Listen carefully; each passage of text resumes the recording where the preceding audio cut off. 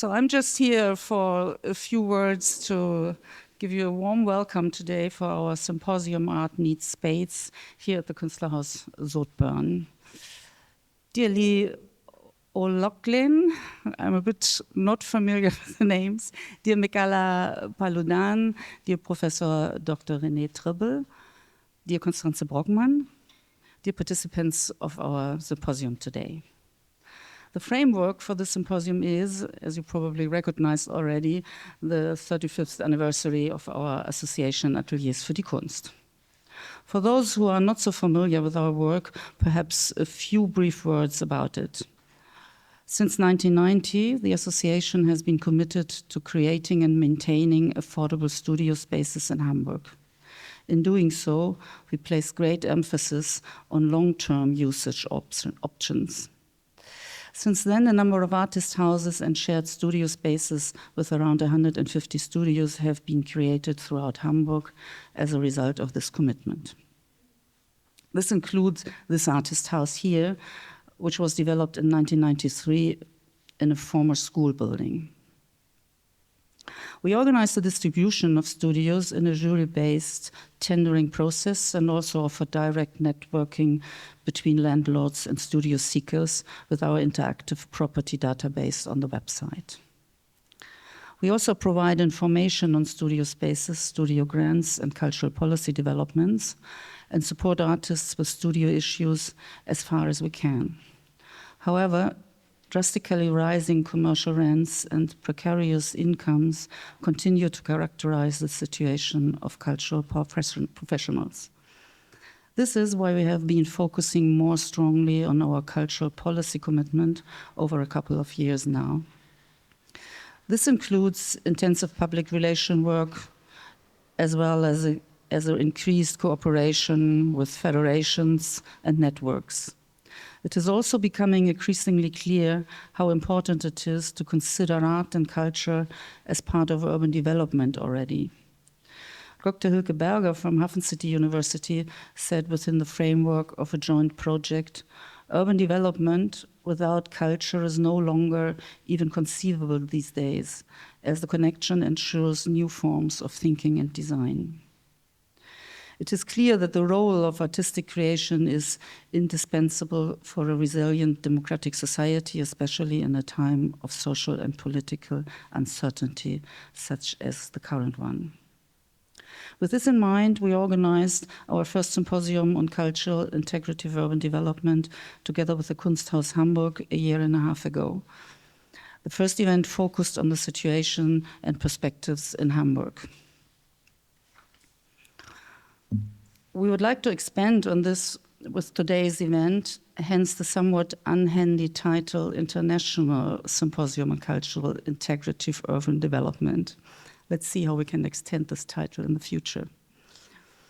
We asked ourselves how working and production conditions for art can be significantly changed. And today we would like to look at this from a scientific perspective, compare the situation and approaches to solutions in London and Copenhagen, and think together about whether an increased international exchange in a network can open up new opportunities and give more emphasis to necessary demands. Well, I would like to end on this point, but not without thanking the funders of the anniversary, which is die Würde für Kultur und Medien, die Zeitstiftung Precarious, die Hamburgische Kulturstiftung und die Galerie Kaufmann. And my very special thanks go to the Internationale Gesellschaft der Bildenden Künste, whose board member Doris Weinberger and managing director Constance Brockmann are here today. The IGBK has taken over the patronage of the symposium and supported me extensively in the planning and preparation. Without you, the symposium would not exist in this form. Thank you. And Constance proves once again by taking over now the moderation for today's event.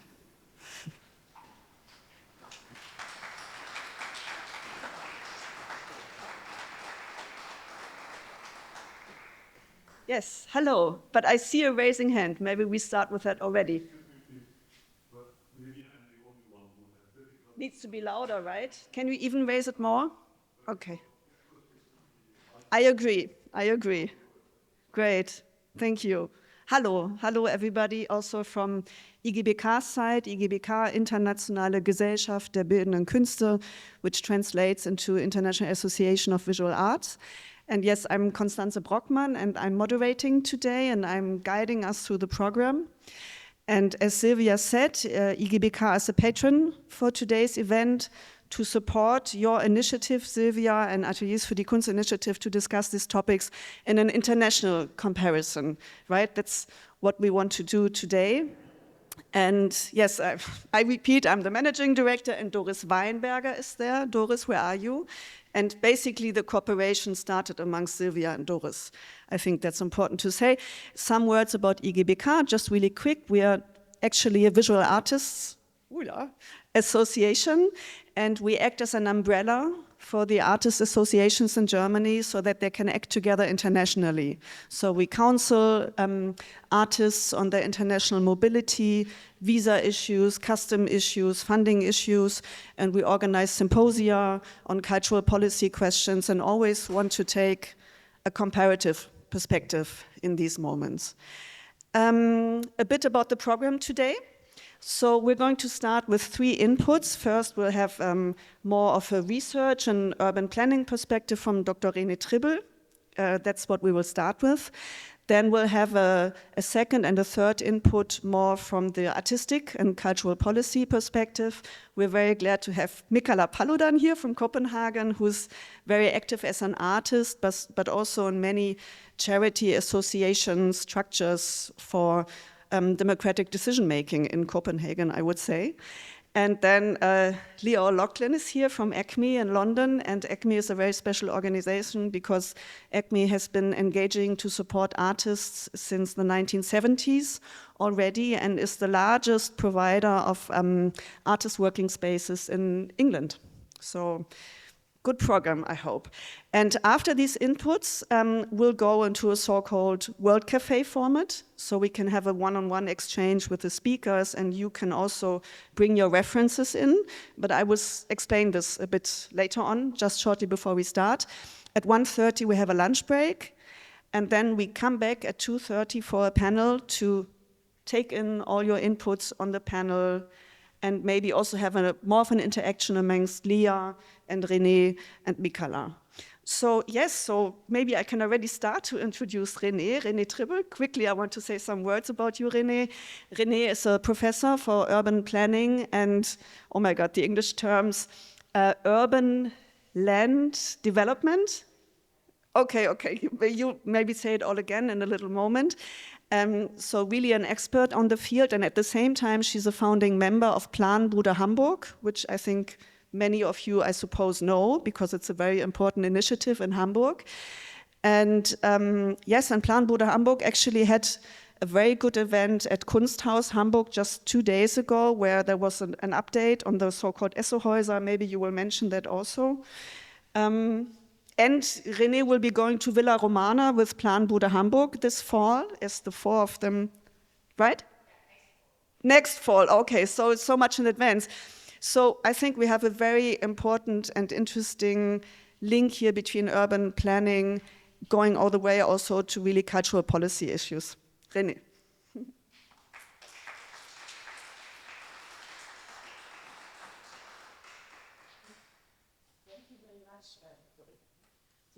Thank you very much for the nice words and inviting me. Is that okay? No? Louder? Yeah, okay. Maybe a little bit away, maybe better like this. Yeah, like this? Okay, good to know. Sorry, just have to get ready for a second and probably have to restart. So,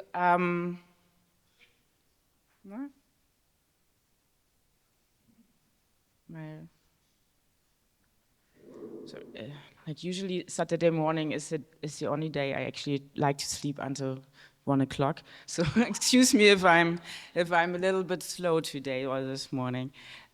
How do we get this away now? So, okay. So, yeah, I brought some thoughts and maybe I should introduce my point of view a little bit. So I come actually from architecture and went into urban planning, and now I'm teaching at the TU Dortmund for actually regional planners, urban design and urban development and urban design processes, you can say. So the connection of urban design and the processes behind that. I also did a PhD actually on art and urban planning, and this focuses on the Planbude and how it actually interacted with the urban development in that time. And I will kind of show, or go into, use actually this case study for the findings I have today. I actually also would like to say that because I'm coming from architecture and urban planning, how I find it quite often that in an artistic audience, you all know what I'm talking about. So usually I address urban planners and not artists. So please forgive me if I tell you some stuff you of course already know because you're doing it every day. So, but maybe we find some links, or maybe my perspective can help you to identify the links within that. So I would like to start with, I call it like in German Handlungslogiken, or I'm sure if the translation is always right, acting, logics of acting. So how does art and how does urban planning, what kind of logics are behind the acting when they develop space. Then I will not really go into these case studies of Planbude and Haus der Statistik, but I think in Berlin I probably guess most of you know this as well, but I find these two like very important cases where actually the artistic intervention in the beginning actually helped to set the path for the development. And then that's kind of my proof to show that really the artist intervention have actually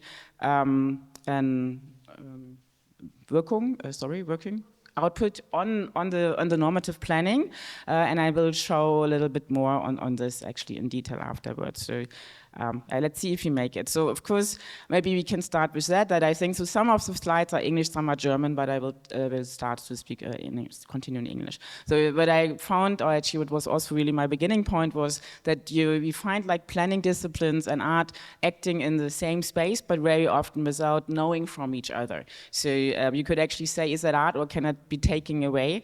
And very often actually the planning processes, in my point of view, don't actually realize that there were already long-term actions and processes going on in some neighborhoods, very often introduced by initiatives of artists. And I find it very important, how can planning actually recognize what art is doing there and integrate it in that. Another thing I rely on, or as a system, is maybe that we usually talk about like 3 spheres of planning, of actors in urban development, and this is usually divided in like the state, like very overall scheme, I would say. Then the capital, the market, and then we would have the civil society on the other side. And I think one important question is, and I would put arts actually in between, we'll show that later, is actually that we are quite well developed in the point of, like you all know it, like governance and these kind of words within the state and the capital, how this is working, the markets. We just think on public-private partnerships. I think this is very well introduced. But then what we could talk now more about is about common public partnerships, so where actually civil society is taking part in it. And these kind of processes are not so well introduced yet, and also not so well performed, I would say, because it's very often not recognized that civil society and all within can really be a reliable partner in urban development. So these theses are, in German. So what I also think, of course, is that urban interventions as a part of urban practice are actually, of course, a method to show, to show the conflict and to show what is actually the moment to talk about. Then, of course, art is the possibility to change actually really our environment, and also to question what we are looking at, of course, what we take for granted, but which we probably should investigate more. And of course, art always produces its own logics as well, like how to work with them. But I think you know that.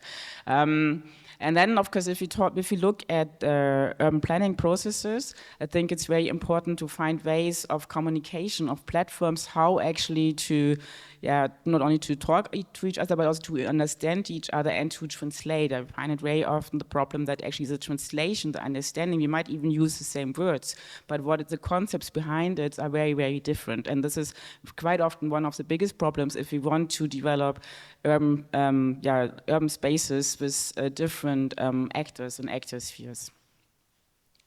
So if we look at planning, then you could actually always say planning tries to form actually the future by taking certain measurements to reach a kind of image they want to approach actually. And I can't really I really like the second one. And I just read it loud in German, like Plan ist die gedankliche Vorwegnahme von Handlungen und dient damit letztlich nichts anderem als dem Lösen von Problemen unterschiedlicher Komplexität. So planning understands itself as a solution maker, but it's always orientated in the future. Like it looks now at a problem and then tries to find a solution for the future and then to change it, right? So this is kind of a forward-looking process. And then, of course, you know, we have this kind of organization, how is urban planning or administration organized? So we have this kind of top-down organizations with certain Stellen positions, which actually also can work within their positions. They're not really allowed to get out of the system and get a top point higher. And this is what I tried to say before. So the logic is really that's kind of looking forward into the future and trying to find measurements which kind of help to achieve a kind of wished future for. So this is what I would say, this is how it works. And if we look at urban interventions or urban practice, then I do find these 4 points very important. And this is kind of co-production. So you can actually talk about it like the art reception or the local population as a co-thinker, co-producer in an artistic project. So the co is a very different understanding of how to collaborate. It's not like to participate with someone, right? But really to understand the other as a co-author. Then the local specificity, I think, is also quite logical that you actually work in place, maybe even live in that place, and to that actually a certain dynamic involves how the local knowledge influences actually your practice and how this again influences what you're working on and then again influences the local.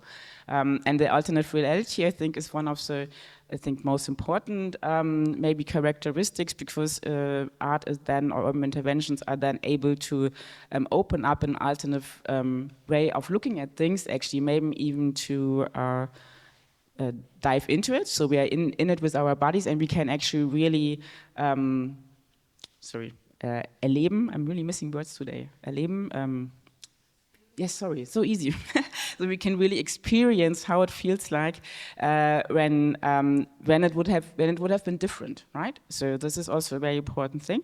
And the positive moment for me is very important for the urban planning issue, actually, when we talk about democratic planning, because it's more than a particular interest. It's a moment when actually kind of a lot of people come together and work or fight for something which is a broader interest of how the city should be as a whole. So this is also very important, because this is a moment where you can actually also say to politicians, this is now our particular interest, but this is the interest of the whole neighborhood, and this is not being represented here maybe in the moment. So this is, I think, a very important part. This is, for example, also what I see what the Planbude did in the process as a platform for people to come together and to join kind of a shared urban vision, how the city should be as a whole.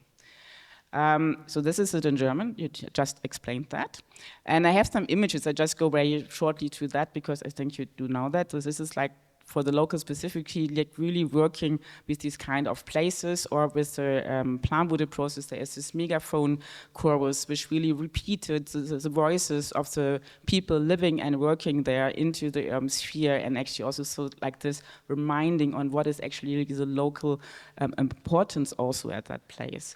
And then of course co-production, if you go with the Planbude process, you could go for the production of desires, where really the the things that people draw were really part of the concept.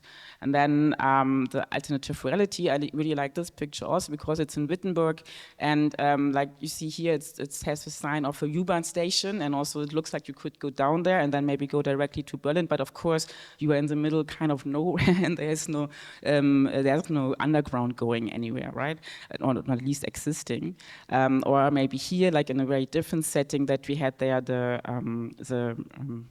Bezirksamtsleiter, like the head of the district actually, and then you can actually, we had an artist, a musician sitting in the back actually, or standing in the back. Actually, we didn't ask him for that, he just did that to kind of give it a different layer, to say, okay, this is looks like this guy is coming from Mars and kind of coming into our place here. So that was also nice to have it, make it, give it a different meaning maybe also. And then the positive moment, like which I introduced before, maybe where really something you sometimes really can feel it when the process kind of shifts and you get into also a positive thinking that something is actually able to be changed together. And like for the two examples, very shortly, you are all here in Hamburg, so you know the Reeperbahn and Haus der Statistik in Berlin, which is at the Alexanderplatz, but both very local inner city places, which also have a very important meaning to the places where they are. And so what I think was very important, or always is very important, to be visible in urban space. So the Planbude actually was standing there for, in the end, from 2014 to 2020, and then we kept like a small hut there until last autumn. Like for almost 10 years, we really were in place, visible, also accessible. I think this is a very important thing for all these kind of processes. And then the nice thing was this House of Statistics actually this house is now being demolished, which is very, very sad for the project, and I think they fought for it. But they used this former bicycle shop and turned it into a workshop where really people could meet, drink a coffee, and really get involved into the planning process. I think this was a very important point, that they were at the space, and it's kind of typical that actually the owners, the city of Berlin, decided to turn this building down at first. So this is really nice, or not nice, but you know what I mean. And then how I work is actually this kind of project's biography. Like I put like all these are kind of the actor spheres who were involved in the project from which moment on a timeline, and here are kind of the layers of the space. Spatial layers actually, where you can see, okay, where actually when was there something happening and changing over there. So I won't go into details, but just as you see how I work. And I did like a very short chronology, because I can't do it on both places, but I think this one is also quite known in Hamburg, right? So most of you know the process of the Planbude or the Esso houses. Can you show this or this? More like this? Yeah? No? It's okay. Some so okay. Then quickly I will anyhow show it then. So like it was of course this conflict about tearing down the houses as a former gas station, which were built in the early or middle 1950s, and there was a huge initiative actually fighting for 4 years that the houses were not going to be torn down. There were actually also these kind of there was a round table actually with discussion, but it was all not successful, and in the end the houses got evacuated and actually teared down. And this was a moment also in time in urban planning in Hamburg where people really stood up and said, okay, this can't be possible that we get evacuated of our houses and then the investors have a free way to develop. So this was really a huge uprising, I would say. And then since I'm not going into detail, from a also local initiative, like we would meet in a local assembly, actually with over 400 people, there was a decision made that we said, okay, we want to have this planning process different. We are the ones who want to do the planning. So, and from that, actually, with discussions with the local district mayor, actually came into doing the Planbude as a first participative process, which actually makes foundation for the future planning. So like what the results of our process were granted to be, like the outcome were granted to be the basis for what is going to be developed. So here you see the assembly and how we get there actually, and then also the tools how we worked with. So I'm not really showing that in detail, but I can explain later or refer to it later also in the discussions. And then also the side things maybe which were important, which you usually don't see. So there was a project Rat, we would say, once a month, where really all the actors here, actually also civil society people were involved, but also the investor, really talking to each other. And this is one of the places where you can make this understanding. And that was also very important, because the moment there were actually also people in there who lived in the houses before, and the moment they would speak up and the investor would hear the voices directly. This is what usually never happens. He sometimes really changed his minds or acted differently afterwards. So yeah, like this. And then the nice thing was this, with these negotiations, in the end, we really made it up to this paper, which really made a whole different approach to how to build actually than what the investor had thought before.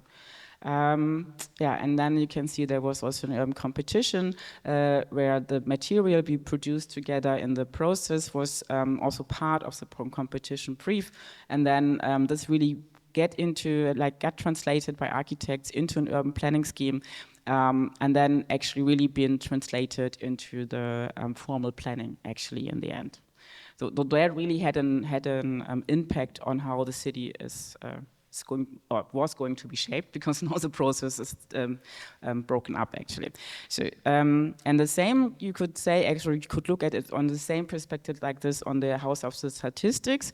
Not really going into the same here, but it's a very interesting project, and I think it's more successful until now at least. And when you look in the detail, for example, in the beginning of the process, first at the Planbude, like this is the moment maybe I kind of indicated, okay, what was happening there, what was making the difference maybe, and we could actually say there was this urban interventions of the Megafon core, and also the Planbude, we put up like a little hut in between before to say, okay, if you don't work together with us, we do it on our own. And this was actually very important moment. We went there with this letter of participation and said, okay, we want to be on a cooperative, on a partnership level. And when you look at the House of Statistics, there you could also identify the moment maybe with an artistic intervention. Not sure if you know that, it's from ABBA, also the RBBA is also the the one who actually makes up the atelier places in Berlin. And they put up the sign actually on the houses and said, and it looks like a very formal poster, and they said, actually the city of Berlin and Europe is going to change this place here in places for art, culture, and social stuff. And the fun part is that there's very little detail that actually says it's just like conjunctive. So, and this is like a very like, you know, you have an O or you have an Ö, and this is the only difference on the whole thing. And this makes it actually that it's not from the city of Berlin, but it looked like it, of course. And that made the politicians press them actually to act, because they said, okay, now this looks quite formal and official, and if we now go backward from it, then this is maybe not the best impression also. So that I think these two interventions were very important, and you could go on to the process and identify more of these characteristics in the process. And just for example, like another one is like this opening event, like being in a local space. But then what I really want to go more into is this kind of space-time relative, is from Gabriele Sturm, and it kind of shows the spatial layers. So we have the cultural expression, the social acting, the normative regulation, and the material form, which all together, of course, form the space. And then you can actually show, or you can analyze how these different layers actually do work on each other, or if they do work on each other. So there are different dynamics, actually, if you look at it. And I tried to find out what is happening when we have like urban interventions going on. And you could say, for example, the assembly of, like the social action of an assembly kind of reacts on an urban condition, which was, for example, the evacuation or this empty space. But also, of course, it also expects with kind of posters and so on the urban condition. So this is the urban intervention then. And then it will actually, from this is resolved some energy, which then again changes the urban condition, really again changes to that other social actions are possible. And then in the end, this actually really has like goes on the institutionalization, on the normative regulation process actually. And for the Planbude, I showed that a little bit other way around. Like you have the everyday knowledge going into like also changing it with really being in space, changing the place just by being there and being visible. Having the cultural expression, like the analysis of the St. Pauli Code out of all these kind of dynamics, and then using the St. Pauli Code actually for the urban design of the architecture competition, and this actually became the foundation for the normative zoning plan. So there you could actually really see that there was, or there actually really is a result in the normative spatial layer, and I think the normative spatial layer is the one usually planning is working on, right? So, but you see that the other ones are activated first by art, actually. So you can see that urban art intervention can shift urban development, and the moment of intervention is crucial, and this is maybe also the thing of being, so to really find this kind of time slot. And this is, I think, the difficult thing, to have this window of opportunity and to identify it.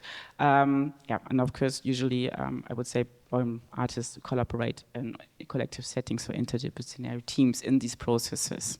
So you can actually say we have these logics, and you can actually say, okay, the references are, as I said before, co-production and so on for the urban practice. And I wondered if there is really a change on the planning, or like is planning changing, or is it actually then after the intervention just jumping back into place and not thinking and not learning actually out of it. And you can actually see again on the Planbude process that actually, if you look at how were decisions made, that suddenly there was opening up the space for negotiations, and then all the actor spheres are really involved in it, and every actor sphere kind of really has to talk back to his own kind of bigger sphere. Like we had like the people from the district, the investor of course has also his own mechanisms which he had to check back with, and of course the politicians and the administration also always check back with the political mandates. But then they come into this place, and there you can actually talk together on a very kind of also low same level. Actually, this was very important to have this. And so what happened here is that we didn't do this problem looking in the future, solving kind of things, but kind of looking to the back and find actually different possibilities, how to change the things actually, like you just work on different topics.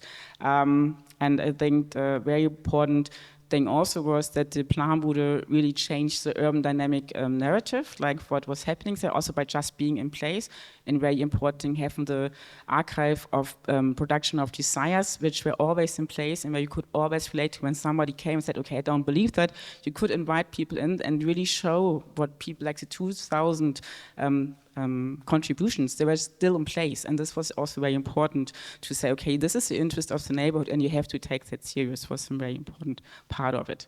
And when we look at the Stadtplanung or the urban planning, so what changed there, what was important was that actually we could address and involve actually really the leader positions, like in the hierarchy, very, very high up, because they are the ones who are doing the decisions, and they are also the ones who are responsible for it and can take it. So this was important to really work on these or address these kind of positions in the planning administration. And then this is the one showing actually the moment, like how do we actually come to a decision? So it's never like, okay, you meet, you go out, and then that's fine.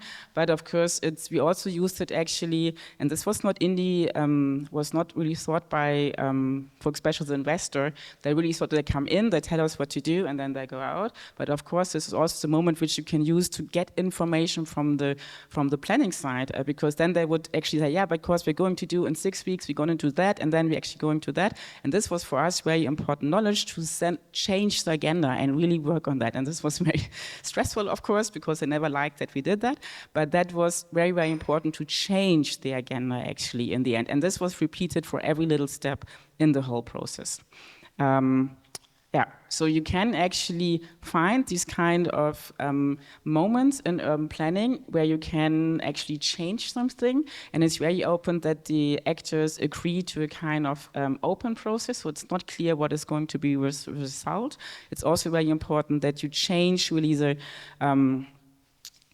responsibilities, and this is what is very often actually forgotten, is actually that you need to have resources not only for translation and understanding, but of course for the different actor spheres, and especially social society, and I would also say artists or initiatives. They don't have the resources as the capital market had, like the investor had, and also not like people from the administration have. And this is very often forgotten. Sometimes you can talk on an eye level, but then you have to give these resources in by yourself. It's your working time and you don't get paid for it, right? So you have to kind of cope with that on another level.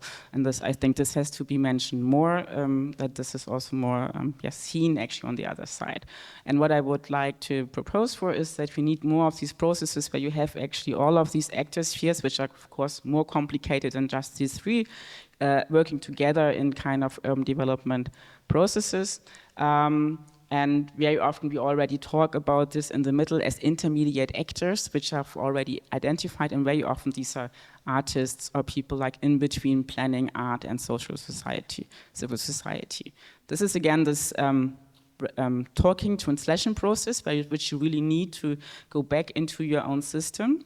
And very often you really also need a moderator. It's very interesting that even I, as an urban planner, when I go into these kind of meetings as part of an initiative, even if I say very constructive things, it's not heard. It's always an against, right? And I needed a translator actually who was also an urban planner who just repeated it with his own words, and then the other side would actually hear it and then respond on it in a positive way. This was a very interesting experience also for me, because when I go in as a professor or a doctor, then the response is completely different, right? So this is also important to know. Yes, and this is maybe how it could be organized, that you really have these different positions, but also different points you have to work on, and then try to find these moments where you can get all of them into one format, whatever that might be, to really exchange and translate in between and see the connections. So this is when you see when you have like this different kind of rhythms for different kind of project lines, which you need to get together in these kind of, I call it, Kupplungen in planning processes. Yes, so that's basically it. This is just like, if you are in planning, I can go on that in detail later, is like this moments where you can change the agenda, where you can actually put different content in. It's all about where can I actually put the different content in. And to identify these kind of points. And then the other one is also, this is the one where you can put different content in. And these are the moments where you can actually intervene, for example. Yeah. So, but I can explain this later. So, and when I go back from all this and more into the questions you also had, what actually is quite often seen into what art or artists are used for in urban planning processes is very often still the moment of preparing, open up and facilitating platforms. I'm not sure if you know the parks process here also in Hammerbrook, where art is always seen as a facilitator for changing the environment and making it public and invite people and so on. But the moment it works, you're more or less out. And then the collective, or if you want to get money for it, it's also always different, it gets difficult. And then the collective production and integration of neighborhood interests. I think this we could clearly see with Planbode, that at least also this actors, their interests are at all in a planning process. Because usually we say in our democratic society, the politicians are the ones who kind of stand for the interests of the neighborhood. But of course, there is a gap in between, right? So this is, I think, important. And then, of course, this thinking or including artistic production in a very early stage of urban development is also very important, but not very often done, actually. It's starting now, it's different. I just want to mention one thing where there's a new urban quarter going to be realized, Belvedere, over in the east of here, and I was in a very interesting workshop where they have in the urban planning group a social working group, and invited us to talk about, okay, what could be possibilities to create spaces where later artists could be in. And we said, okay, this is very important to think about these spaces already now. And then they said, yeah, but as long as we don't have concepts and as we don't have someone who's actually taking care of it, we can't reserve spaces for it. You know, and this is kind of a horrible logic. So how should they then come into relation? So I think the existing is even more important because there you already have the spaces, and there very often the question is, okay, what do we do with the spaces? So for urban planning partners, this is more easy logic to involve artists, but it's amazing that they can't project it into the future, actually, that you will need it there, or to reserve the spaces, even not knowing who's going to pay for them or who's going to do them. And this is just what I wanted to show from Cologne. Not sure if you know that. So they had this event, actually, where they invited from, it was actually from the cultural department, and they decided, because also Cologne has a scarcity of places and spaces, I would say, so there they really invited people from the culture scene, the politicians and administration, but also people from outside, to really find on different layers, and it was kind of a there were more, like you see, this was a kickoff, so there were more meetings actually. It was like public, and they kind of just wanted to show this one. So they really had, they really talked together about what could be what could be formats of working together, what are actually places where, like potentials, where artists maybe already are, or where maybe spaces are needed. And then there was also, like, to start with, like to have like this kind of intermediate uses. You probably also know that. And I think what is a very important term is also to, if you want to be there on a long term, you don't talk about intermediate functions or uses anymore, but about being the pioneer uses. Like this term is already introduced in Germany as well now. And the Haus der Statistik actually did that. They always said, we are not going to be an intermediate use here. We are pioneers, and we want and with the pioneers, we learn what the space need, and this we actually translate into the urban planning and the urban design. And this is also, if you have more time, this is very interesting process how they did that, and they really spent a lot of work in that time. So being very, very accurate, and this is very interesting that it actually works out, but it's also a lot of negotiation, especially now with the political changes in Berlin, of course. But that's a very important point. So that's basically it, yeah. So, and this I can go on later. So that was it. Thank you.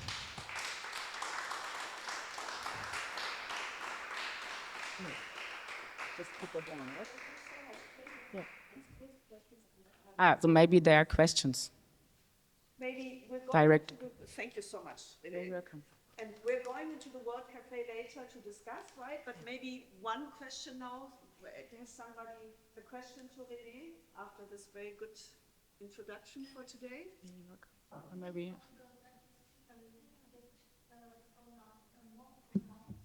Yes. Okay. Yes.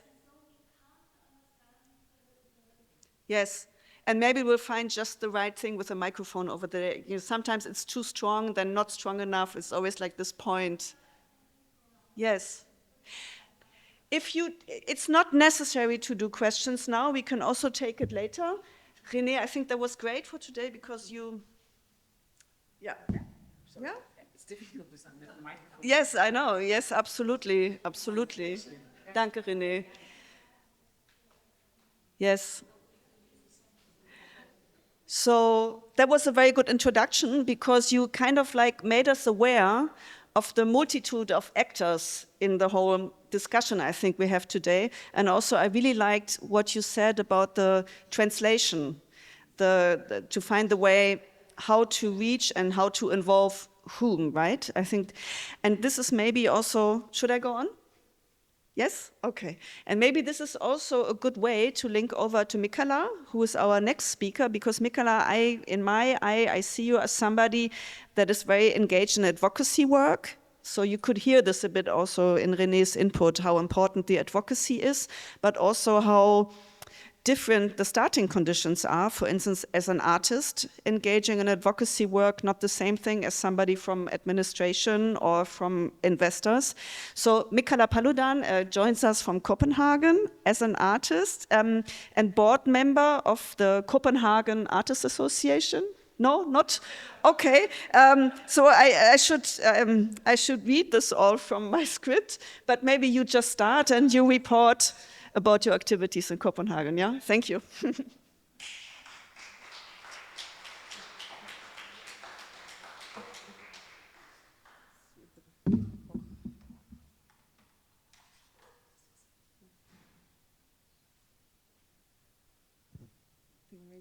one over there. Isn't it that? No, this one.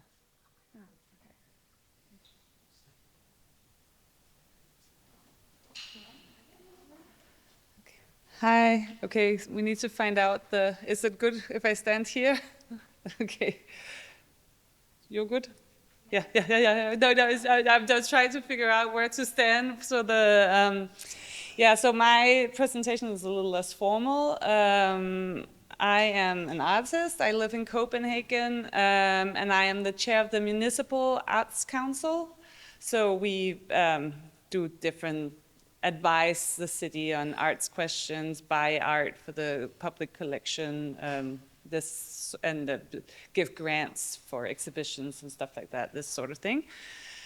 And then I'm part of a group that's advocating for artist housing in Copenhagen. And then previously I was on the board of and the chair of UKK, which is an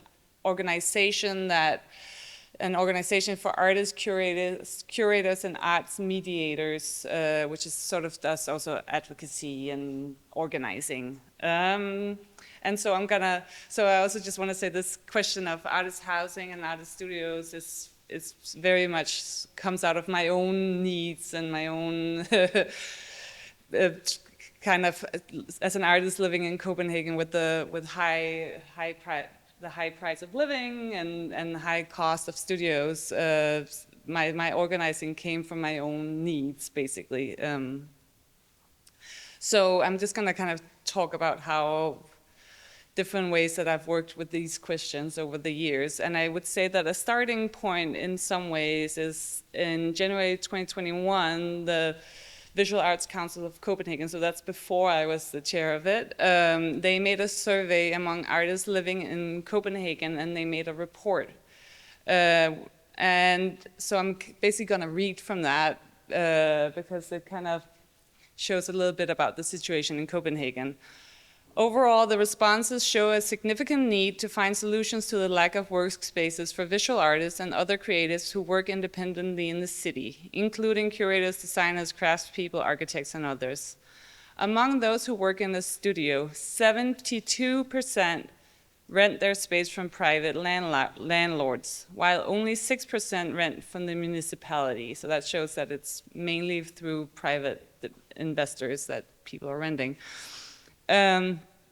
Most of the respondents have between 11 and 15 square meters available, and they pay between 1,600 to 2,000 Danish kroners per month in rent. So it's quite small studios also, right? At the same time, the responses reveal that 74% of those surveyed work from home. So that was, say, like the biggest part of the artists actually don't even have an additional studio, because they're unable to find a studio or workshop due to financial constraints and a general shortage of available spaces in the city. And then the next point, which has been the really important point for our advocacy for building new studios, is that moreover, 75% of the respondents have considered moving out of the city due to the rising property prices and the lack of studio availability. So that's what becomes important, is that, okay, if we don't do something, there will simply just be no artists left in Copenhagen. And then some other interesting points are that over 50% of those working in the city do not have access to the materials and the equipment they need, and are thus limited by the lack of proper facilities. And additionally, 74% are uninsured because it's financially not financially feasible.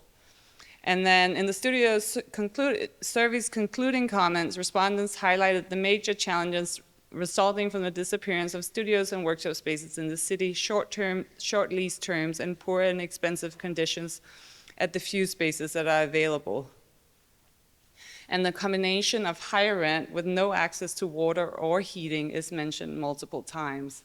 So there's also this other question, which is we've been talking a little bit about, but this idea of often these spaces that are available for studios are temporary spaces, and then if you are an artist that use, if you do printing or metal or all these other things where you have heavy equipment, and it doesn't when you've moved that 2 or 3 times, it's like you're done, right? Or you just change your practice, so you have something where you only work on a computer and then you have it produced elsewhere out in the city. So also this lack of space also kind of limits the types of artworks that can be made in the city, or that we can even begin to think about making, right? Because if you don't have your materials available, or if you're working at your desk at home, you don't even consider doing something else because you don't have the materials available to you. So after this report, the politicians in Copenhagen, they in a flurry, they've said, oh, we have this space over here. We can have 30 artists in there for studios. And everyone was like, hey, that's great. And then you saw the space, and it was like, it became I was part of the studio working group at UKK at that point, and it became very clear that a lot of the decisions makers, they actually didn't know what a studio is. Like, it's the way that they had thought that we can just stuff all these artists, like basically like a room like this, and then 30 artists where it's like, you don't even have a wall, and where are you supposed to walk between, you know, like these kind of questions. So in UKK, we made this, this document, which is available on the website in English too, just basically saying what is a studio. And I thought today, because that's also a little bit what we're talking about, maybe I'll just read it, because then it also makes it clear what is a studio. So we had a studio is at least 10 square meters, preferably 20 square meters or more. A studio has walls on which works process can be hung.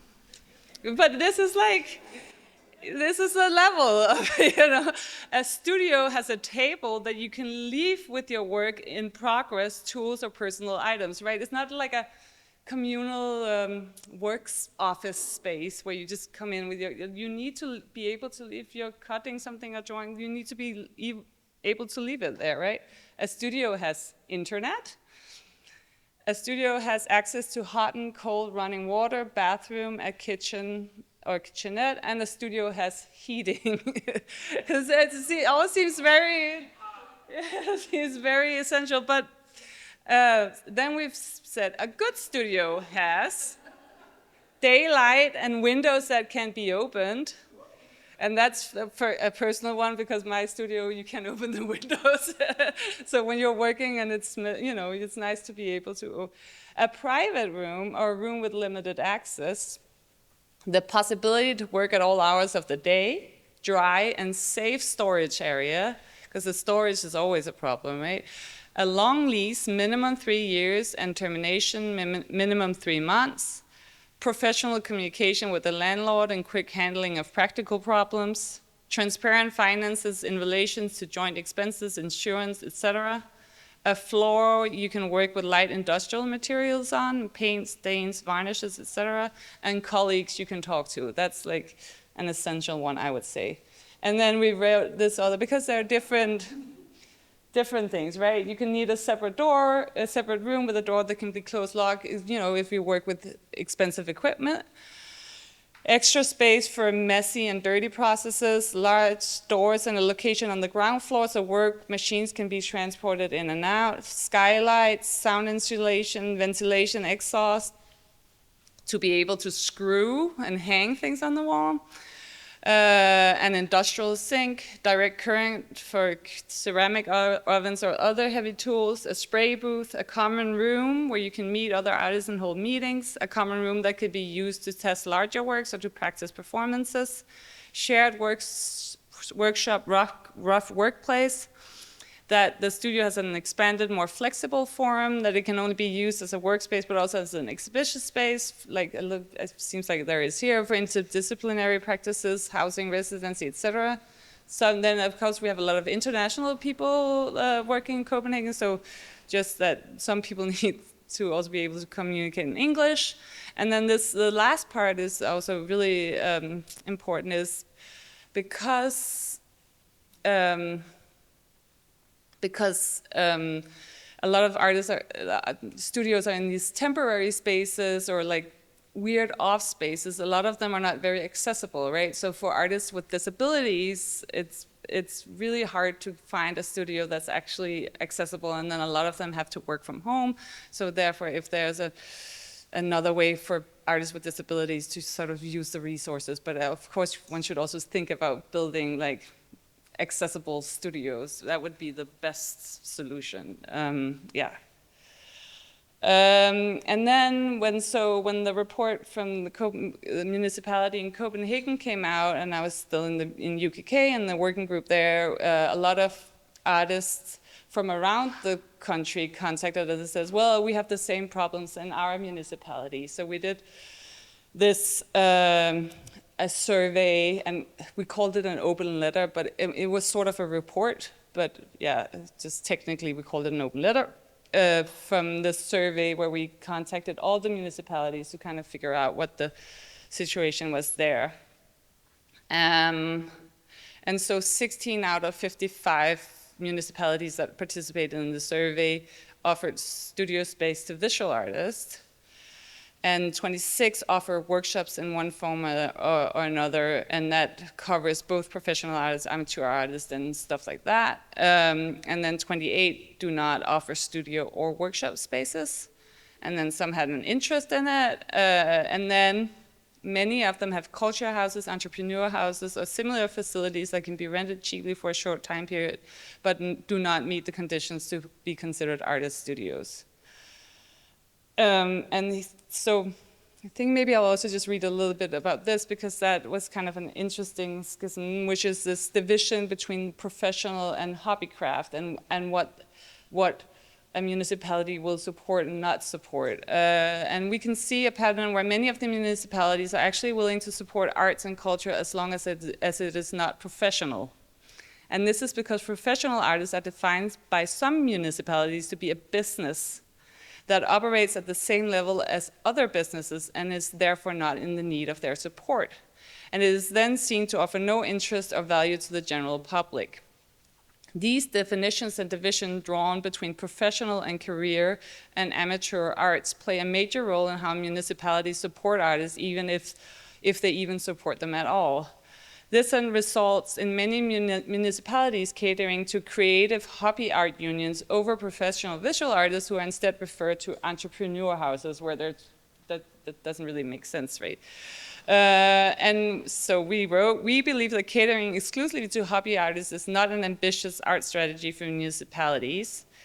And we recommend that they do that, and kind of to look at this definition and distinction in their approach to amateur versus professional. So, and then we refer to a report from one municipality that concluded an important focal point is the context, in the context is the proper understanding of the concept of the professional artist. Here it is advised that professional art is not incorporated into the business world, but rather as an integrated part of the municipal strategy for nonprofit education and community development. And then we refer to another report, which was made by BKF, which is the artist organization in Denmark, like the bigger UKK is sort of for the younger artists, and the big BKF is a bigger, more formal one. And they made this report, Visual Art in the Municipalities, Potentials and Recommendations. And they show in the way that arts contribute positively to the municipalities by creating new communities, strengthening the education of children and young people, and providing a better quality of life for citizens. The report also shows what municipalities actually get out of investing in professional visual arts. And this, we talked a little bit about this, Lee, earlier. So they looked at a concrete municipality, Viborg, and showed that they create a public income corresponding to 64% of the public expenditure on visual arts. So when you give the money out, you actually get them back in return, because artists use materials and fabricators and everything. So as if you have artist studios in the place, they actually generate a lot of income for the neighborhood that they're in. And then additionally, the secondary activities within the local business community that's created by the work of visual artists must not be overlooked. So the report points out that it makes firm financial sense to invest in the professional visual arts. And so in UKK, we made it a little bit, because we're both trying to advocate for more studios in Copenhagen, but then we also kind of said to other municipalities, well, here 75% of all artists in Copenhagen want to move out because they can't get studios, so here's actually an opportunity for you guys. So we're kind of going both ways in saying that if you offer like really nice studios, you can generate all this kind of income and this interest, and yeah. So we would encourage the municipalities to support the working conditions for professional visual artists residing in their municipality as a way of generating more, cultural life out in all of Denmark. So through this work, I, together with so I was from UKK, and then an artist from BKF, this other organization that just talked about, and another artist who is the chair of this artist housing in Copenhagen, and then the director of the architects organization and the director of a private foundation. We started doing this working group because we saw that actually the problem was not so much. Well, there is a big problem with studios, but the problem was actually the rent of housing was so expensive in Copenhagen that artists could not afford to also have a studio on top of paying the rent for their housing. So we thought that the best way would actually be to have more artist housing, and then preferably with some sort of studio incorporated. But if you could lower the cost of living, then artists could maybe find studios that they would be able to pay for. So we've started this kind of informal working group, and we got a grant. We got some money from two foundations, the Bikum Foundations and Dreyers Foundation, to make this report called Artist Environments, the Development of the Mixed City, so, which was carried out by BAC. And so I'm just going to say a little bit, some conclusions from that. I would like to try to present this report, we've been using this report to sort of advocate for more artist housing. And we're, like at one point, I think Hannibal, the other artist in the group, he said, like, we're trying to build 1,000. You know, in Copenhagen, it's maybe half the size of Hamburg. So this is just to kind of say the scale of like our dreams. But so it's not that we're basically playing, in Danish you say you play on multiple horses. You know, we're trying to, both private developers, the municipality, like all sorts of different, we're just, as long as we can get something built or something changed, then, so not just one building, but just trying to also inspire people to do this. So from the report, the need is great. The need to think about new measures is underlined by the fact that the average income among visual artists is 242,000 Danish kroners, which is roughly 32,500 euros per year before tax. And 15% have an annual income less of 100,000 Danish kroners, which is 13,400 euros before tax, which is below the Danish poverty line. Furthermore, the preliminary study shows that 29% of artists today spend over 60% of their disposable income on housing and studio expenses. So this is like in more or less Denmark, I think people spend normally 40% of their disposable income on housing. And so in the report, it looked at these three existing artist environments in Copenhagen. And so it's the chair of this house, who's also part of the group, and it's Foreningen for Kunstnerboliger of 1873. And this was built in 1873 specifically for artists, which basically with the same problem as today. and it's to have a cheap apartment with a studio. And this building has 15 apartments with studios and living. Yeah, it does. And then you have atelierhusene, which were built in 1943, which are these row houses with studios too. And then you have the Artist City in Birkerød from 1953, and then there hasn't been built anything new since then. And you could say well, I'll see if I can kind of translate what it says. They all have living spaces for artists with their own studio as part of the living place, the apartment. They have very long wait lists and very low frequency of changing. And so the people that live there have a very, very high age. I would say that they are like maybe an average of 75, something like that. So when people move in, maybe the youngest are maybe 70 or something like this. And then they all have like these variations of sizes between small, medium, large, but they all have their own studios around 30 or 40 square meters, because there's also there's this idea of the standard studio. I think it was 5 times 6 meters, with has something to do. I don't paint, but this is something about you have to be able to look at your painting from a certain distance.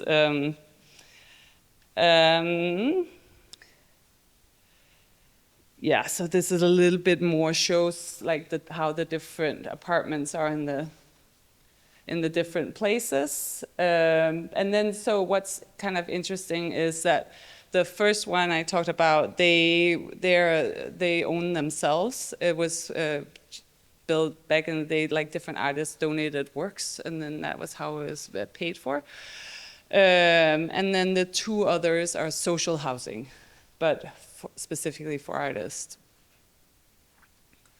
So this is our concept and program for making new artists. We call it artist environments, but this is more of a advocacy branding thing to make it sound a little bit more sexy to urban planners. So we have 4 strategic principles. One is make affordable houses and studios with a small, compact, private apartment and a studio, and then that can be supplemented with access to shared functions.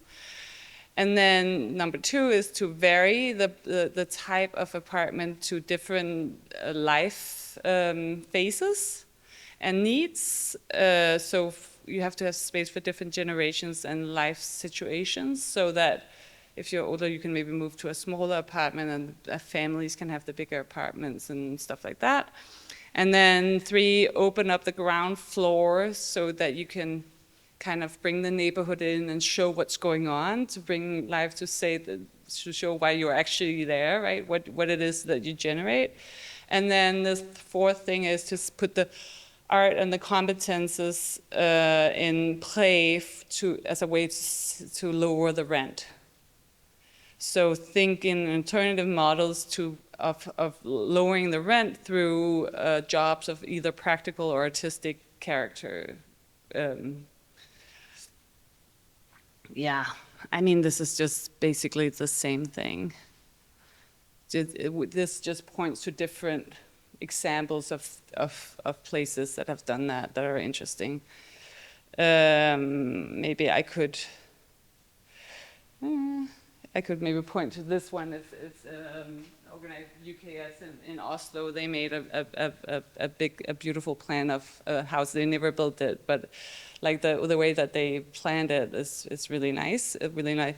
And then that I'm also curious if you know about, Lee, this a house for artists in London. If you know about that, because I'm curious about how it's actually been working in reality. Yeah, but that's because that's the idea there is that it's artists from the neighborhood where they built the building, and then they have to do workshops and stuff for the neighborhood, but then they have lower rent. What's the plan? But yeah, yeah, yeah.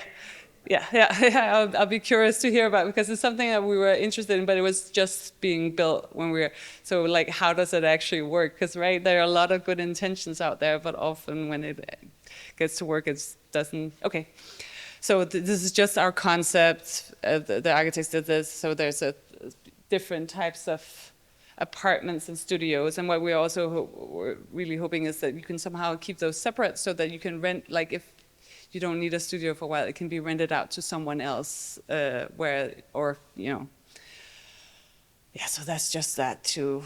And then this was just to show we kind of did different, like if it was a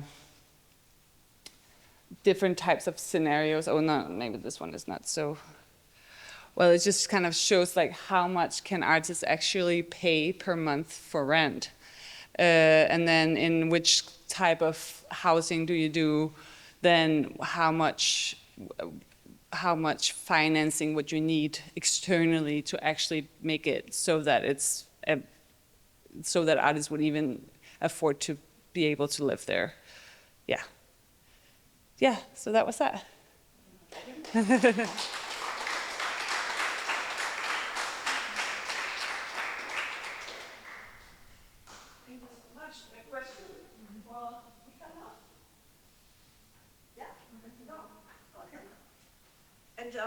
is this your computer, Mika?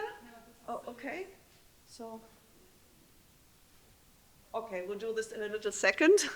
Thank you so much, Mikaela. What already struck me as so interesting is that how different the models can be. Because what you reported sounds so very much for me as like a Nordic model. I know from some Scandinavian countries. So very interesting to hear now maybe what Leah will report from the UK. So Leah O'Loughlin, if you want to join us. Leah is the co-leader of ECME, and as I mentioned, ECME is a charity association originally, right, from the 70s, providing artist working spaces for more than 800 artists. Yes. I think, and just currently right now, ECME is working on a large building which already itself hosts about 180 artists, the Propeller Factory. And you have been with ECME since the beginning of the 2000s, right? Also 20 years almost. Yeah, not the beginning so, of the charity, okay, but okay. Yeah, So, Leah, for you.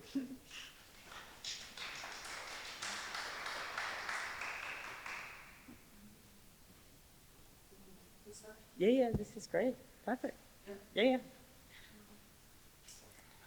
So let me know if it's unclear, and I'll slow down as well. If I speed up, just yell out, and I'll keep it slower. There's already a lot going on. There's a lot of information. What I'll start with is giving a bit of a history of our organization so you can see the points of intersection. It's an older organization, so we've got the benefit of hindsight, and we're also doing things now. But I'm also very aware that that means we have a privilege that a lot of other organizations don't have, because at particular times when we did particular things, there was a particular political and fiscal reality which changes, and it changes all the time. And so adaptability is key for any organization. But in basically, ACME started in 1972 by a group of artists, very self-serving, the way that all these things do start. They were desperate to be able to live and work in London. They couldn't afford it. And at the time in East London, there were a lot of empty properties because post-war, East London was by and large abandoned for West London, where development was happening. So they went in and started to squat in properties, but knowing that was precarious, spoke to the council about how they could have these properties, at which point they were told, the only way to do that is to be a housing association, and we won't talk to individuals. So they asked the very sensible next question, well, how do we become a housing association?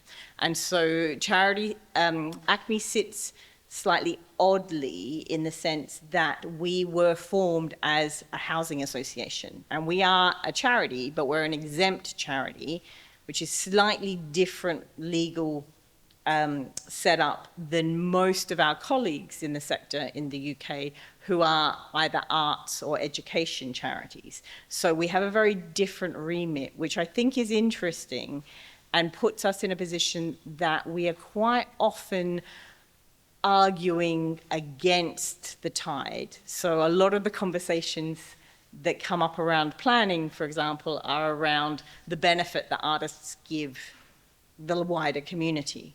So for us, it's perhaps overstating it, but we don't care. Our responsibility is to artists. Like as a charity, as our remit, as our mission, it's actually our beneficiaries are the artists. So there are a lot of programs that I'll go through and things that we're doing that you can very clearly see have benefit to the wider community. But that's not our concern, and that's never been our focus. So it's an interesting one because I do find myself in rooms arguing quite often against that tide to say, actually, no, artists shouldn't be required to do social programming, shouldn't be doing this. You don't ask a doctor to open their home on the weekend and take, like, people when they're not at the hospital. So why are you expecting that from artists who already are at exploitatively low wages? So it's a bit of a, like I say, we sit slightly oddly. So my context is London and the UK, but my positioning is perhaps not as equal to what other people from the UK might be saying about. So, in a nutshell, we are the largest provider of permanent studios in the UK, and we focus on long-term and permanent studios. So for us, that means if we're looking at providing situation, we won't look at a lease that is shorter than 30 years, and where possible, we will look to purchase, whether that is working in collaboration, whether that's straight out purchase, whether that is lease with option to purchase. So we spend a lot of time behind the scenes doing what is quite sort of dull and boring work. But we do it really tied to our charitable remit. We are a charity, we in perpetuity, and so humanity, trust, stability, they're our organizational aims, they're our mission, and we really live those values. So we really tie those things up. So yes, at the moment, 15 buildings across London, about 836 artists we look after, but we're opening a new building in October, so that will be 16 buildings and probably an additional 50 artists we'll look after by the end of the year. This is probably not wildly helpful. That's London, that's where our buildings are. We're clustered predominantly in East London because that's where we started. So East and South London, relatively central. I don't know if anyone's familiar, but this is the M25 here. So we say Greater London. And that's important to us because we quite often have been asked if we will expand our activities nationally. We've also been asked if we could set up international outposts at various times. But for us, context is everything. And our office is on the top of one of our buildings that you'll see a picture of. And we do a lot of research. We do a lot of advocacy. We do a lot of understanding our context.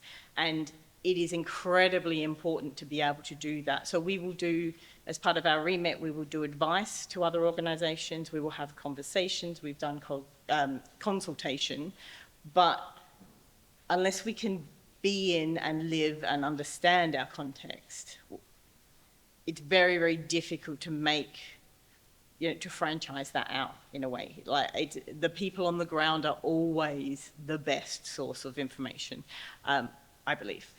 So we are very clearly, although we're the largest provider in the UK, we are a London-based charity. We provide the studios. The bulk of our studios are workspace only.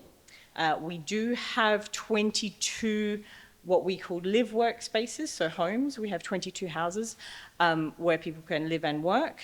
18 of those are on a particular longer term project, and 4 of those are for short-term international partnerships.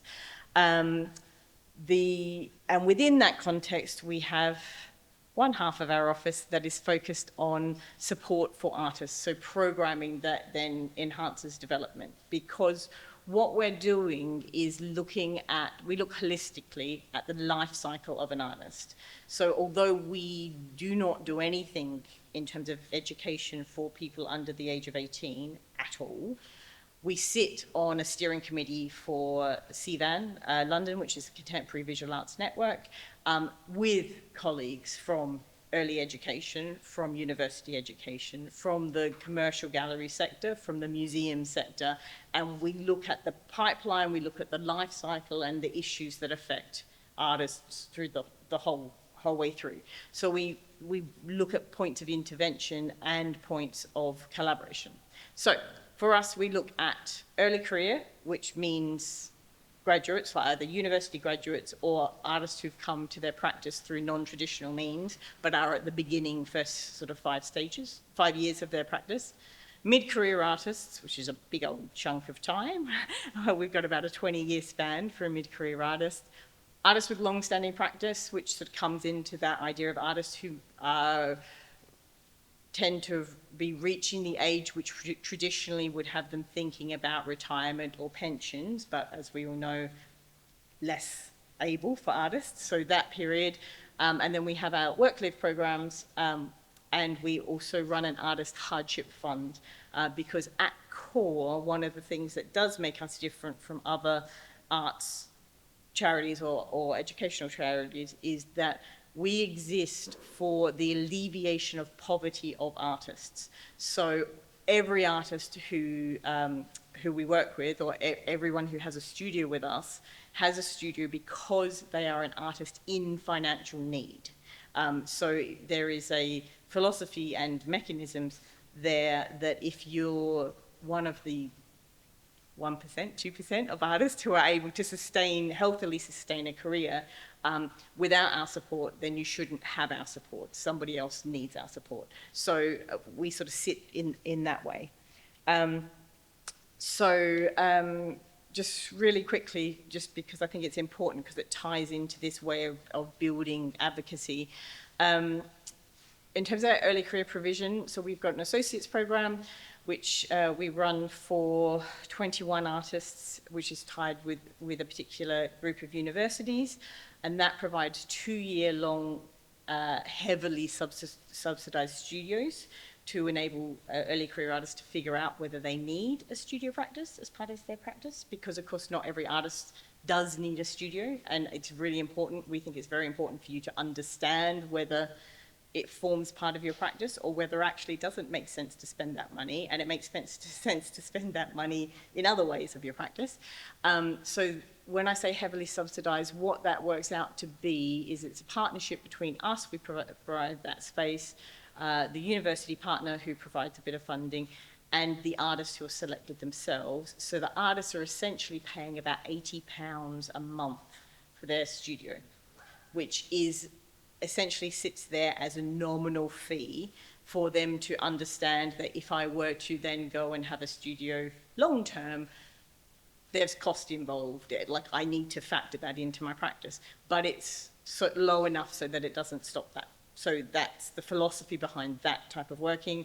We have an Early Careers Award program with multiple recipients, sort of pretty much one with each of the art schools in London, and that's a completely free studio for a year. There's a financial subsidy, a bursary that those artists get. There's an exhibition outcome. There's an intensive development process for those individual artists. And we have Alternate Pathways Award, which is for those artists who are increasingly now facing additional obstacles for university practice, because there are university fees where there never used to be. Less and less people are coming through that traditional route, who are our beneficiaries, who are the people who are coming from additional obstacles. So we run those three kind of programs. We do a lot of too fast? Oh, okay. Yeah. So we work with a lot of international partners. So we have been bringing artists into the UK since the 1980s. And so a lot of those programs, they've been going for 20 or 30 years. So in fact, sort of looking at that list just from some different places, our Landis and Gear partnership, which was our first one, which is a Swiss foundation, we've actually received about, it's definitely over it's around 720 Swiss artists alone have come through that program, because there's 10 houses, so 10 artists a year and 5 permanent properties that we built for them. So they own those properties. They don't form part of our property portfolio, but we spec them and built them, and we manage those properties for that foundation. So we have quite big projects, and then we have smaller partnerships, which are that we would work with a funding partner for an artist to. So we've got, for example, a Korean foundation, and so we have Korean artists who will come over for professional development for periods of 3 months, and we work with them in their careers. So we do shorter terms and longer term mid-career work. We have our work-live provisions, so we've got our 22 homes for artists in London, and so we've done a review of that in 2023, which is on our website. A lot of our stuff is always free access, so please do have a look at our website, where we looked at the details of that program and what artists need now, as opposed to the way that we had previously been working with that. And we have a 3+3 year tenancy for that, so somebody can stay in those live works for up to 6 years maximum now. One of the key changes we recently made is those are we use random allocation processes as part of that, because what we don't do is take a curatorial assessment on the quality of artwork. So for us, for an organisation that's been going as long as we have, we've seen the ebb and flow of at what point good artwork was considered to be good, and at what point it wasn't, and at what point something was curatorially all about film, or all of these different changes. That process, that exhibition process, critical feedback loop, is important for the arts cultural sector, but it's not important for us. For us, we're supporting the person. We support the artist, not the outcome. And so the artist is responsible for their own outcomes, which we value equally, and we are responsible for providing the structures around the artist so they can pursue their outcomes. So random selection has been really successful and really well received by artists themselves. So what that means is it's a tick box, super, super easy application process that is an email address. You have to confirm that you're an artist in need, and we say what that looks like. You have to confirm that you do not own any property, because you're completely ineligible. If you're a property owner in any way, shape, or form, then our support is not for you. So there are things like that you just click a tick box and then hit submit, and then it goes into a digital random selection. And for every property that we have available, we will select 6 individuals or 6 numbers, and if your number is selected, then you're invited to do a full application. And then the application, when we're selecting, it's actually on impact. So it's not on quality of practice, it's on what impact having this opportunity to live and work in London for this period of time with protected outgoings.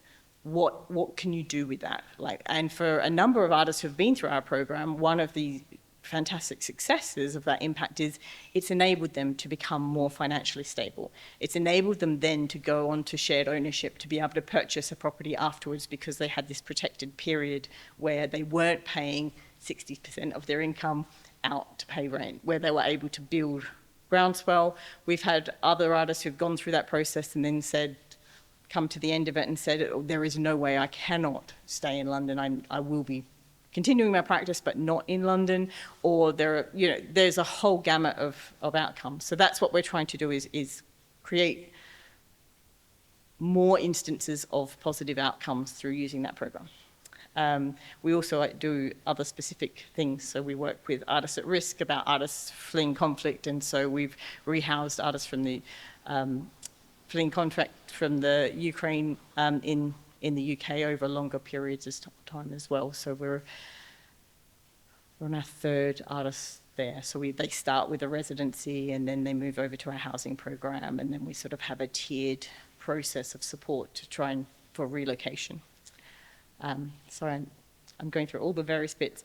We do a lot of research, much like you just heard for Copenhagen. It's incredibly important to be able to start the conversations and be treated seriously in any way, shape or form. Having the research that can talk to others in the language that they need to hear is an absolute game changer in terms of being able to get any kind of traction. So we do this tenant survey. We do it once every 5 years, so it's coming up again next year.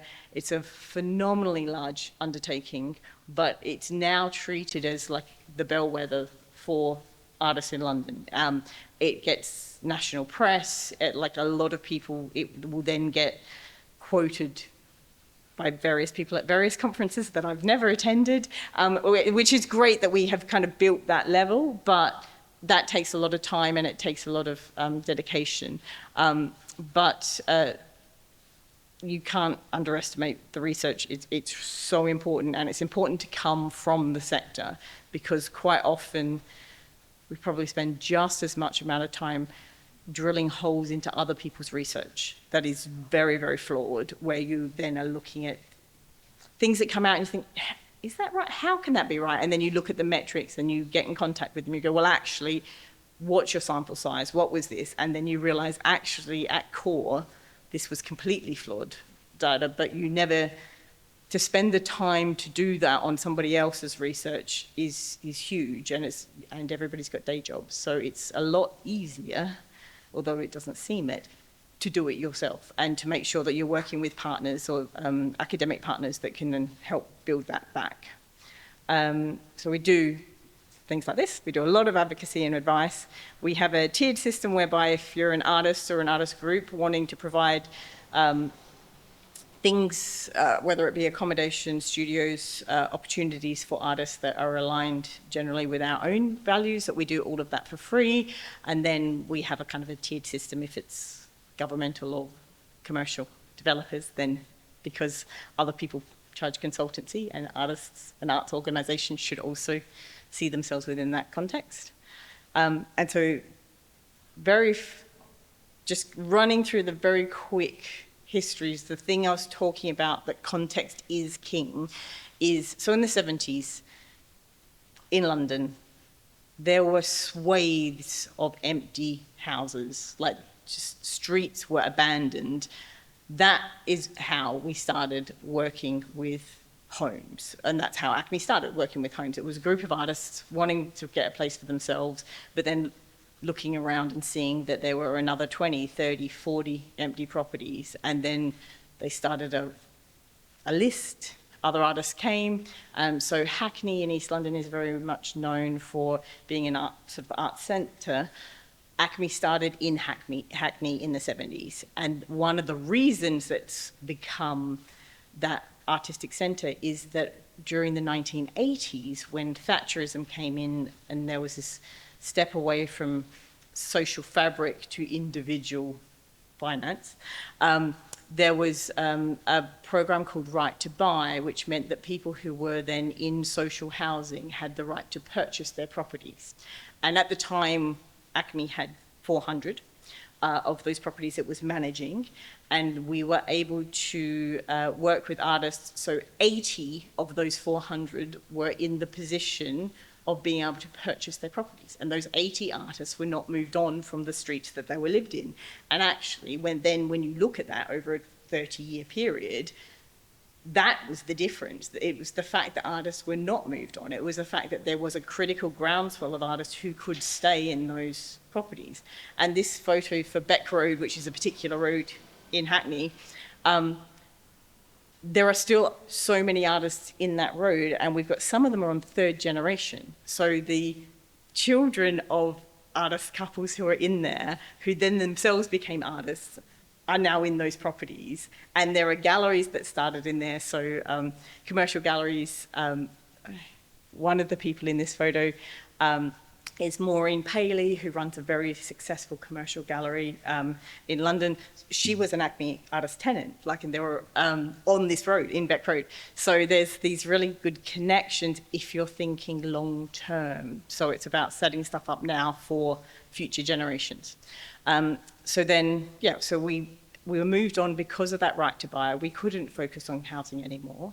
And so in the 1980s, it all became about big industrial buildings that nobody knew what to do with.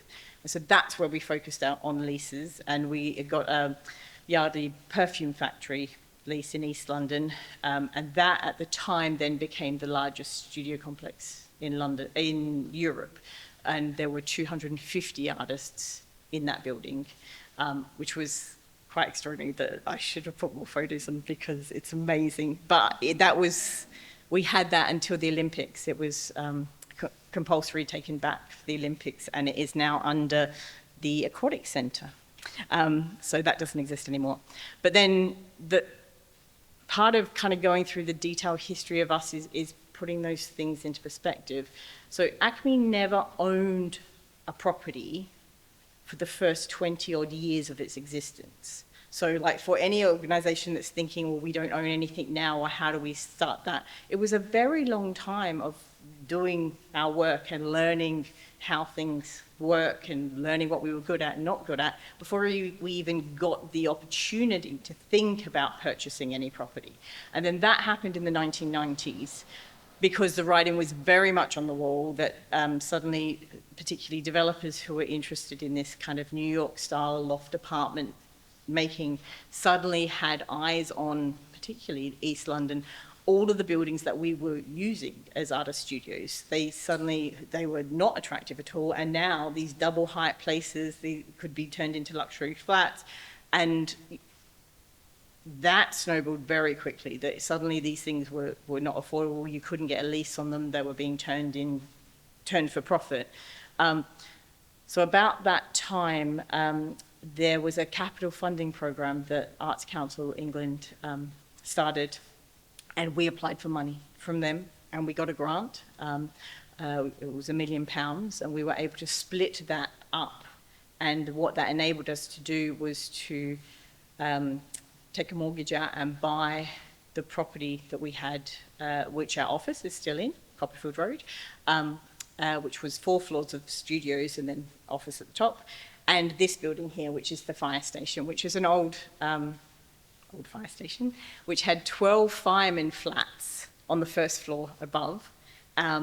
And so we purchased this one in the 90s and turned those 12 firemen flats into artist live-works. So then we sort of change again in the 2010s. These old properties were gone. So the way kind of forward with that was this idea of this groundswell of thinking more holistically around planning and neighbourhood planning, all of this cultural planning. And so as part of that, we then started working directly with developers on new builds to then purchase sections of high-rise. So we would take 3 or 4 floors. We would negotiate a price which was far below commercial, but we were able to do that by utilising planning gain. So, for example, within the context of London, the developers would not get planning permission to build their 12 12, 14 floors, unless they could do provision for predominantly for employment. So if they were knocking down a site that used to be a factory and that factory used to employ 50 people, on that site when they were putting their planning permission in, they had to have something that then brought that employment back. And sort of like an easy win, or a way that was being used a lot at that time, was that they would then use the ground floor, commercial, would go to supermarkets. So then the idea of like, well, we've got the same amount of employment because there was a supermarket on this ground floor and that's X amount. So they were doing that a lot, but of course, when you're finding more and more odd spaces that are away from public transport, that are, like these ground floor commercials, nothing was really being done, like they couldn't get the tenants in. And so we used that mechanism, what was called Section 106, to argue that artists, as individual freelancers, each individual artist studio represent one person's employment. So that we were able to use that to say, well, actually, instead of putting a supermarket in here, we'll buy this, we'll have the ground floor, we'll take these 2 floors, and those will be 50 artist studios, and that's 50 jobs. So we kind of used that way. So I'll just wrap up very quickly. 2 projects that we're doing at the moment. This is the one that we're opening in October. So it's self-contained, which is really important because a lot of sort of issues arise through mixed use. But the 5 floors, we worked with the local council. We didn't build this. This was built as part of a wider estate planning, but in that way that often happens top down. This was supposed to be a community centre and offices, except it's on a main road. There's 0 parking facilities on the planning of it. For many reasons, it didn't work, and it was empty for a decade. So we've now taken a 10-year lease, and we have a fixed option to purchase it at the end of the 10 years, which we will do, because that's locked in. And we're splitting it up into studios, and so they're really lovely spaces. We've got a waiting list of people. 2 weeks' time, we're doing the viewings. We have over 100 artists who already want to come to. There'll be no issues filling this with artists, which is brilliant. And this is our other big project that we're doing, which is the Propeller Factory. So we worked. We've had this for 30 years on a lease, and we're in the process of fundraising to buy it, which we intend to do by this Christmas. And then that saves 180 artists' jobs that are in there. And this is in Deptford in Zone 2, which is very central, and it was an old propeller factory. So it's in terms of uniqueness, the ground floor of, these are all artist studios, but the ground floor of this can take the weight. The tonnage is phenomenal because this is what it was. Like, so there was a foundry in there. It's absolutely unique. But in order to save this and do the purchase, we've been in there for 30 years. We've got a long-term good relationship with a local landlord, which is increasingly rare now because most of them are now multinationals. We started talking to the council 10 years ago to kind of position ourselves. We did research, deep research papers 5 years ago, 4 years ago. Like it's a long, if you want to do these things, it takes a very, very long time. But I always like this, and this is my last slide. Part of it is the purchase and renovation. So you see the delightful architectural shiny building of like what that looks like, because that is the existing building, except this part here has a terrible roof. It has to go. And so the idea is that the shiny one that's come up by the architects is these studios, and that's all lovely and beautiful. But the image on the left, that's Mark Firth's studio, so one of our ground floor tenants. That's what it actually looks like. So I'm always like trying to explain to people that, yes, that does, the one on the right looks like you could have offices in there. It looks like a different thing. It comes back to language. and understanding. But that image on the left, that's what it does. Like, it's messy, it's dirty, it's got heavy machinery, it requires a lot of other things that the clean things don't. And sorry, that's it. That's me done.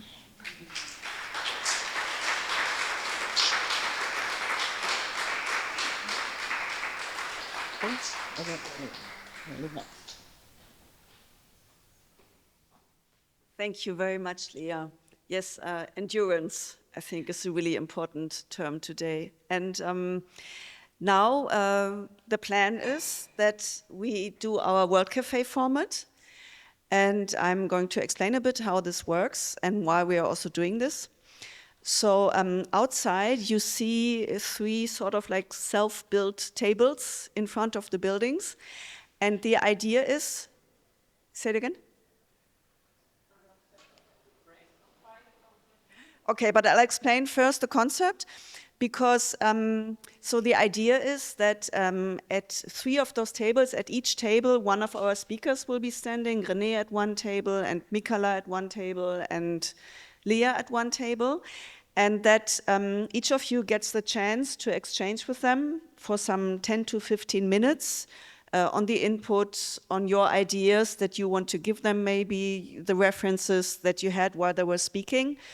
And so, yeah, 10 to 50 minutes at each table. And I think it's important that you try to, how do you say, go in groups that are about the same size, because you will all have the chance to speak to each of them.